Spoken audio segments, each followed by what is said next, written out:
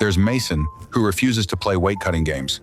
In a sport where every ounce can matter, he still does nothing to cut more weight, because he always challenges heavier opponents. His latest opponent, however, came in acting like he already owned the ring, leaning in and taunting him about tearing his face apart. He knew Eddie wanted a shouting match, so Mason stayed quiet and calmly offered his right hand.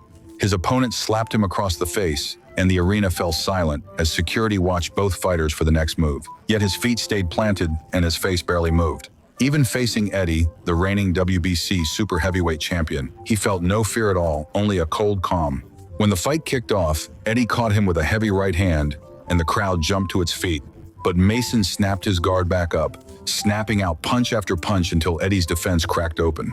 Then he drove a right hand straight through Eddie's open guard. He saw Eddie's guard drop and knew one more shot could end it, but he held back. But he refused. So, he aimed lower on purpose, rushing in and hammering a left hand straight into Eddie's body. Eddie folded in pain, the referee waved it off, and the belt was strapped around Mason's waist. But someone in the shadows was watching the whole fight, looking for the next star for his underground bets. Once the loss was final, Eddie found himself buried under debts tied to illegal betting, leaving him no choice but to enter an underground fighting ring. He showed them his battered face as proof, begging his creditors to give him until tomorrow. But the threat made one thing clear: no more delays. Eddie was hauled off to an abandoned factory, and right before the fight, they made him load his gloves with thick metal plates to make every punch more dangerous.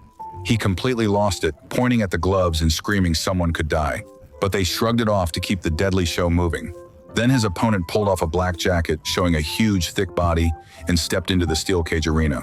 Hidden in a back room above the ring, a green-haired man opened an encrypted fight stream to the world as the commentator went into a frenzy, driving the bets higher for the underground ring. The second the cage fight began, Eddie rushed in, throwing wild punches, but his opponent slipped every shot with ease, then smashed a brutal punch straight into Eddie's wound. Blood poured down Eddie's face, and his opponent moved in to break him completely, throwing a savage rush of punches until Eddie was overwhelmed, unable to fight back, and finally hit the floor out cold. In that world, falling down never meant the pain was over. To hide what came next, the man ordered the stream cut, then kept beating the unconscious Eddie. Everyone else just stood there, emotionless, as Eddie lay unconscious, and the stream's betting board surged beyond $800 million. With Eddie used up, the man revealed his next move.